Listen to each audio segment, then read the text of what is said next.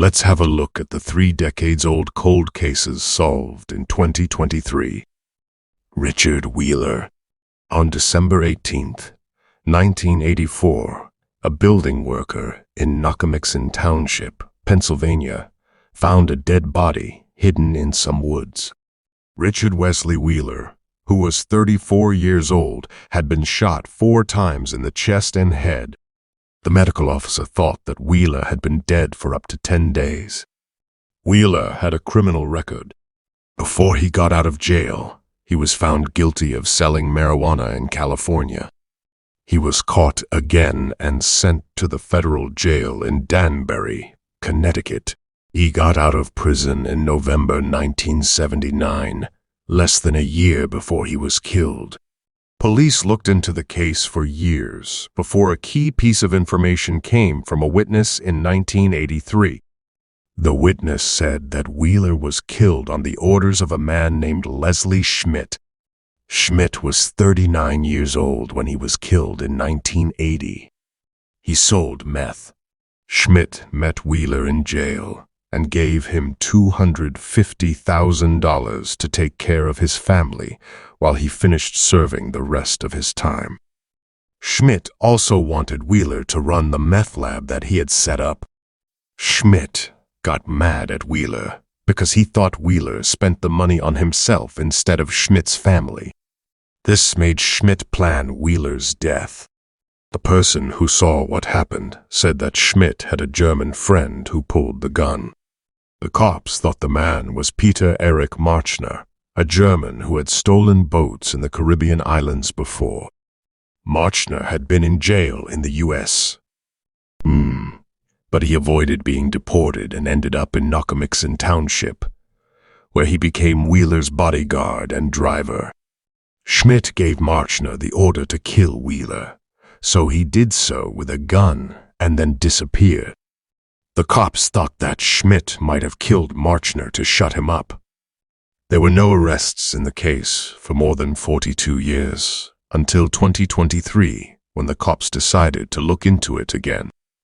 2 years after the murder, they found out that Marchner had been caught in New York on drug conspiracy charges under the name Charles McLaren.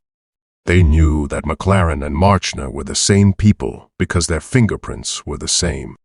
McLaren had moved to New Jersey, started a family, and ran a successful car business in New York City. He died in 26, and his family didn't know that he had done bad things in the past. Charles Schmidt, who planned the murder, died at the age of 80 in April 2022. All of the people involved had died by early 2023, so the police closed the case and told Richard Wheeler's family that Peter Marchner had killed him on Charles Schmidt's orders. Carol Sue Kleber. In June 1976, Carol Sue Kleber was 16 years old and lived with her mother and 2 older brothers in Fort Wright, Kentucky. 6 years ago, her father had passed away. Carol loved music very much and had been playing the piano since she was 5 years old. She also played the guitar, and when she was in high school, she began to learn the violin. She was an active member of the Brownies and Girl Scouts, and she also helped out at a nearby nursing home as a handy stripper. On June 4th, 1976, Carol was riding her bike when a young guy in a 2-tone car pulled up next to her. After a few hours, she went home, got her bike out of the trunk of the car, changed clothes, and told her family that she was going to Cincinnati, Ohio, 5 miles away to have dinner with friends. The young guy drove her, and 14 hours later, her body was found naked in a ditch next to the road. She had been hit in the head with something that looked like a tire iron 7 times, choked with her chain necklace, and raped. The cops thought that she had been killed somewhere else and then dumped along the road. But no one was caught, and the case went cold. The officer who was obsessed with the case died in September 2017, but in the same year, The Boone County Sheriff's Office set up a cold case unit with 2 detectives to look into Carol's murder.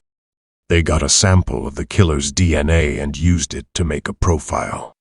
The agent took DNA samples from the 2 people he thought were the most likely suspects, but the results cleared both of them. The DNA data was sent to Othram, Inc., a DNA lab in Woodland, Texas. Their genetic genealogy was done. They found one of the killer's children and got a DNA sample from that person.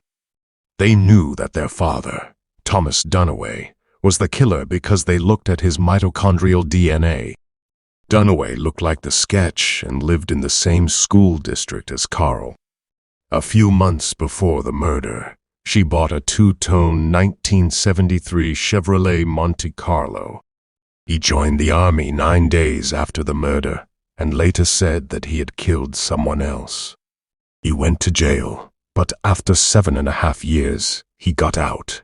Dunaway can't be charged with killing Carol because he died in 1990 when he was only 33 years old. The cops told Carol's family in March 2023 that the case had been solved. Thomas Kleber, who had identified her body at the time, was glad to finally have answers.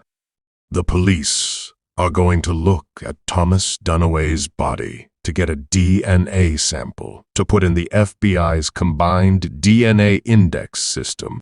This will help them find out if he was involved in any other killings. Patricia Carahan.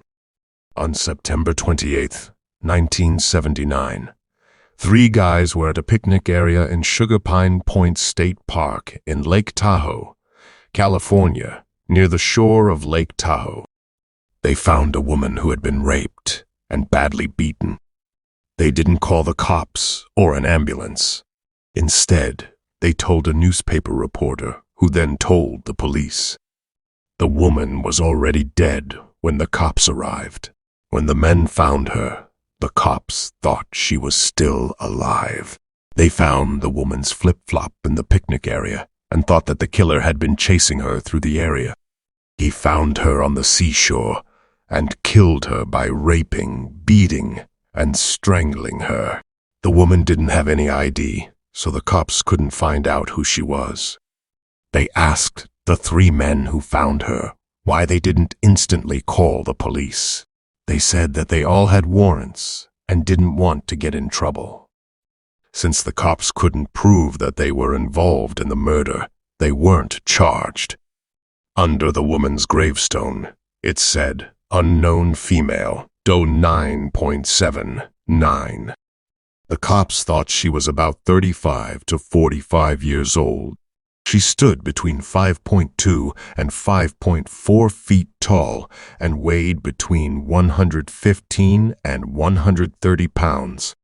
She had brown eyes and shoulder-length, wavy, dark brown hair with gray streaks. She also wore jewelry, like a gold wedding band. But in the decades that followed, no one came forward to claim her. In 2014, a cold case investigator was put in charge of the case, and the body was looked at. The jewelry was photographed, and when the inspector saw the necklace that looked like a deer pendant, he knew it was a Che symbol, which is the Jewish sign for life and was worn by Elvis Presley. Photos of the jewelry were sent to Jewish newspapers by the detectives. When a 61-year-old woman saw the pictures, she thought they might have been of her mother, who had gone missing in 1979 while traveling alone to California. Her mother was on her way home when she went missing. In October 1979, her family reported her missing in Virginia. In 2015, the daughter gave a sample of her DNA to the cold case officers. This proved that the woman who was killed was 35-year-old Patricia Carahan. She drove her van to California, and it was left in a parking lot in Venice, California. At the time, there was no reason for the cops to think that the van had anything to do with the Jane Doe in South Lake Tahoe. The 2 places are almost 440 miles apart. After 36 years, The victim's name was found out, but the question of who killed Patricia Carahan still remained. At the autopsy, DNA was taken and a sample was made. The DNA from the autopsy matched the DNA from a beer bottle that was found near the body. The three men who found Carahan were the first people whose DNA was checked, but none of them was a match. In 2020, the DNA profile was added to 23andMe Ancestry database, but it didn't lead to any new information. The cops were then told in February 2023 that a match had been found. In 1994, a homeless woman in Spokane, Washington, said that a man named Harold Carpenter raped her. He was caught for this crime. The next day, a DNA sample was taken, but Carpenter was still let go. After that, the woman went missing, and when she was found years later, it was found that she had died. So, the district attorney did not press charges against Carpenter.